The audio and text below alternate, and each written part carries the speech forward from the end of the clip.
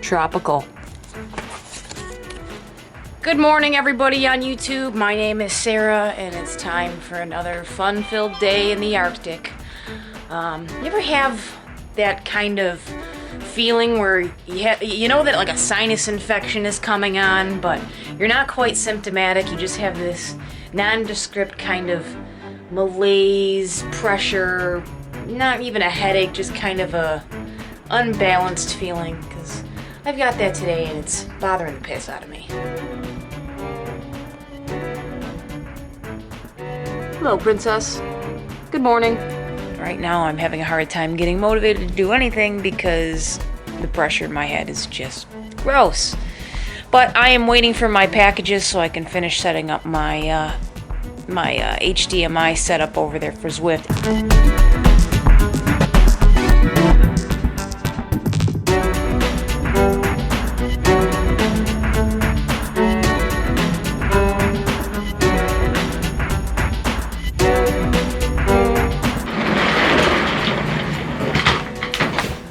Alright, what I was waiting for, let's open this bad boy up. Package in a package. What the name of hell is this? Alright, so this is the HDMI splitter. Super small package. Oh, and I got this here. This did not come with a HDMI cable, so I just got a cheap little guy from Amazon Base. I think this thing was under 10 bucks. Just so this can be the out from my computer. This will go on the side of my desk, and then the two HDMI cables will go to the TV and the monitor there. And this was a bit of a surprise. This is, I'm pretty sure, my new tripod. This is like beyond prime. This is 24-hour delivery. I ordered this yesterday in the afternoon. It is already here. It is a Vanguard Ultra Pro 263 AT. I already have a 263 AP. And you might be asking, well, you know, I just sent mine back. Why the hell would I get a different Vanguard? Why wouldn't I get a Manfrotto or something like that? I like Manfrotto just fine. I just have Vanguard equipment. I have a monopod, their tripod. Actually, I really like them. The quality is really good. I just don't know what in particular happened to that arm, but they do have a lifetime warranty, so they're going to take care of it. Let's open this baby up and see what we got here. Oh, hello. Get out of my box, young lady. Baby's in a box. All right. Not ultralight. These are just aluminum tripods, the ones that I have. I'm not a professional photographer by any stretch of the imagination, so aluminum is fine for me. I don't do a lot of traveling when I do photography with a tripod or videography. It's usually a planned thing. I don't mind carrying it with me. It's not like they're super heavy here. So you got your little tools. And let's figure out what we got here.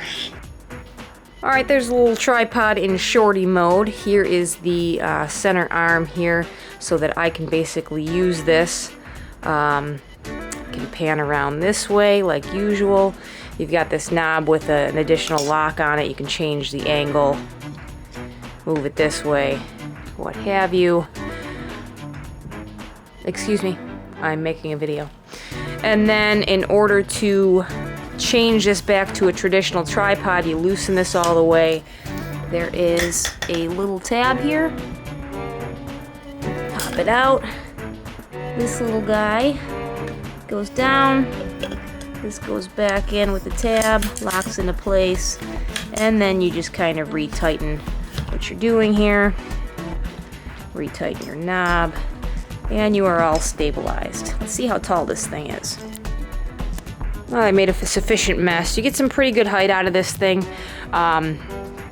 So once I extend this here, it is about 6 feet tall. So pretty much is about as tall as I'd be able to use it because I'm 5'6", and here's basically my hand. So if I put my camera, the top of my camera would probably be right about here for my DSLR. So I like it. It's nice. It's got the same option as the other one where you can kind of re-angle the legs. And now you kind of have an angled system, if you can tell. But it's pretty much everything I'm gonna need. I'm happy with it. Will you stop photobombing me? So that's it. That's the new tripod. So in conjunction with my traditional tripod, it'll help me, take some pictures, video. I can use it for lighting. It's pretty sturdy. The aluminum's nice, so there's my tripod for the day. Not very exciting, but just in case you were wondering, it does come with a bag.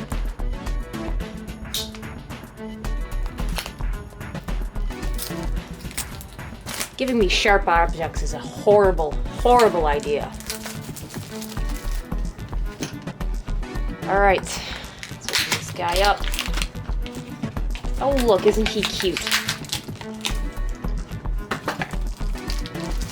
All right, that's enough plastic.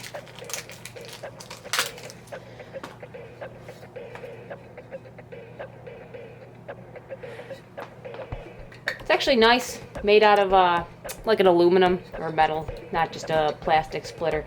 So I'm gonna get this hooked up real quick and test it out.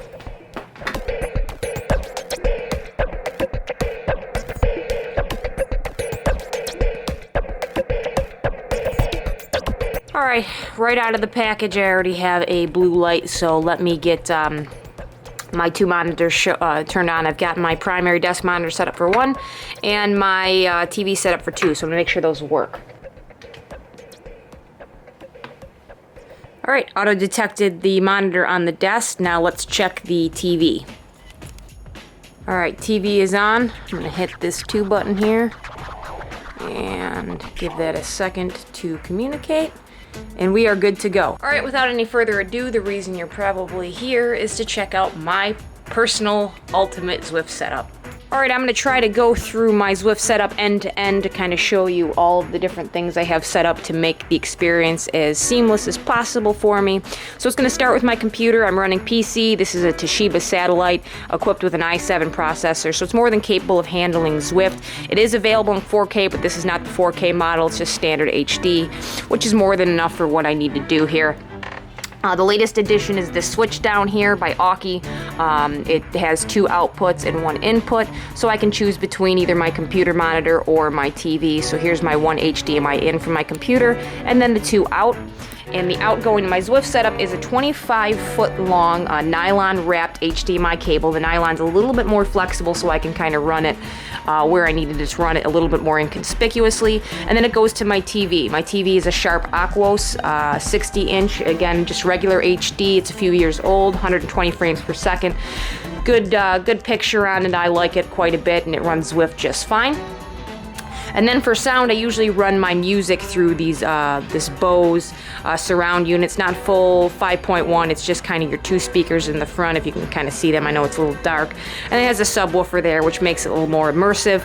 I'll usually put my Spotify on or some kind of playlist because, well, as you can tell, this music is god-awful, and actually I don't even think it plays during the ride itself. So I can kind of create some mood music for my ride. Skipping across to the bike, we have a 3-foot tall platform. You can pretty much use any kind of platform or desk, or hell, you can stack up some books if you want to.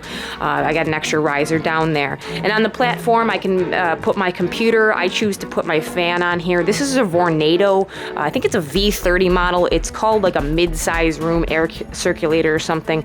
It's very strong on full speed.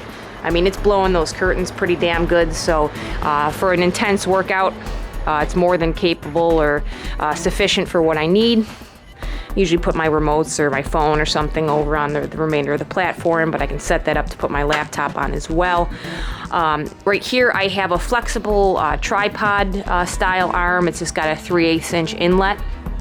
And then on the back, I have a typical, this is just like a cheap tablet stand here, capable of holding up to 10 inches. This is a 10-inch Samsung Galaxy S series tablet. So it holds on there pretty good, and it keeps it, within reach of my bike. That way it's not taking up room on the platform. I don't have to reach over the handlebars. I can just reach over.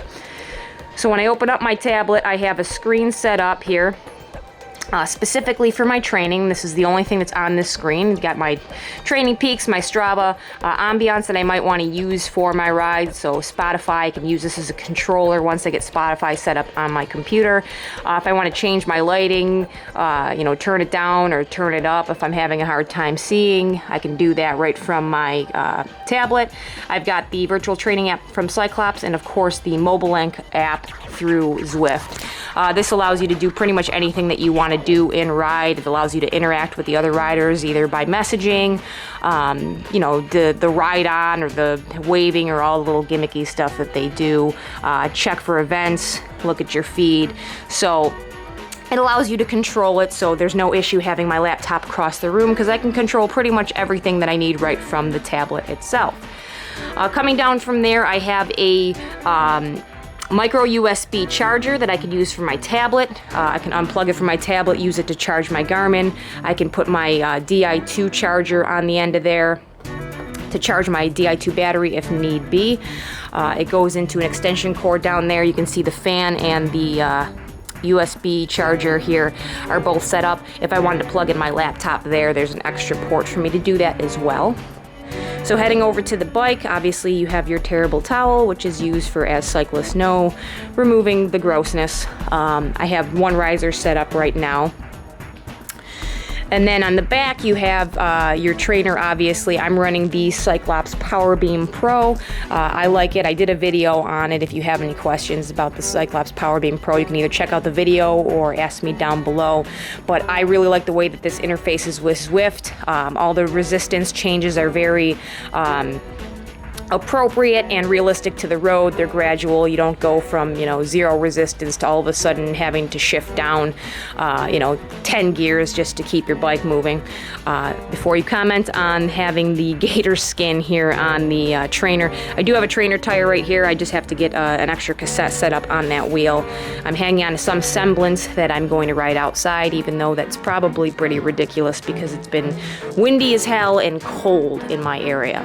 So underneath the trainer, I have the Ceres or Cyclops training mat. This is just to kind of keep anything like spilled drinks, sweat, what have you, off your floor. It's very easily cleanable.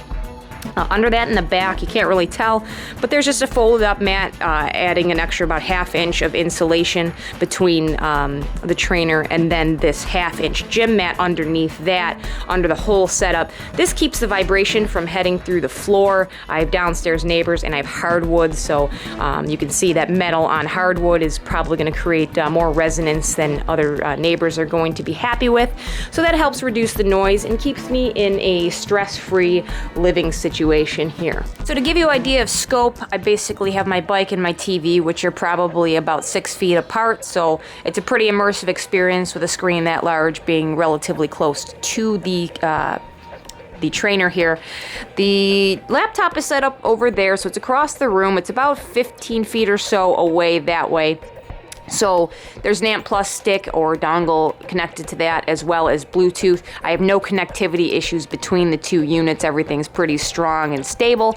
And then my Wi-Fi router is actually kind of set up on the floor behind the couch. So this is all the same room setup. So I have no connectivity issues. However, if you have a setup, and I've heard some people complain about drop signal on Zwift, I would recommend maybe trying to use a Wi-Fi extender and making sure that your computer or laptop is within reasonable distance of your bike. There's only so much capability of ANT Plus and Bluetooth on these devices because we don't want our head units to be picking up everybody else's stuff when we're on a group ride. So they're specifically limited in terms of their range. But my setup here, pretty rock solid. I enjoy it quite a bit. So that's my ultimate setup for Zwift and indoor training in general. Training in the wintertime is super tough around here. Getting motivated to ride indoors, staring at a wall is god awful. Zwift is a great way to kind of change up your routine, add a little bit of impetus, a little carrot on the stick, if you will. Chasing down another rider or, saving face in front of other riders. It's just a nice thing. It's a nice way to make your routine for the week a little bit more variable. So I'd love to hear about what you have set up in your area for Zwift. Let me know what you have, or if you have any questions about anything you saw in my setup, please leave them in the comments down below as well. I'll do my best to link as much as I can. Try to maybe like Amazon links, things like the fan and the flexible mount and things like that, in case you're curious or interested in adding any of these facets to your system. But that's my ultimate Zwift setup. Alright, I hope you guys liked my little Zwift overview. I'm gonna get on for a low-key ride, not feeling so hot, but want to get a ride in for today. I'm gonna meet up with my roommate. We're actually gonna go see a movie. We're gonna go see Collateral Beauty. A lot of good movies actually in 2016, so I haven't seen this one yet. And that's about it, so I'm going to end the vlog here before it gets too long. But again, I hope you guys enjoyed the setup for Zwift, and leave any comments, questions down below. Like, subscribe, poke fun, whatever you want to do, and thank you guys so much for watching.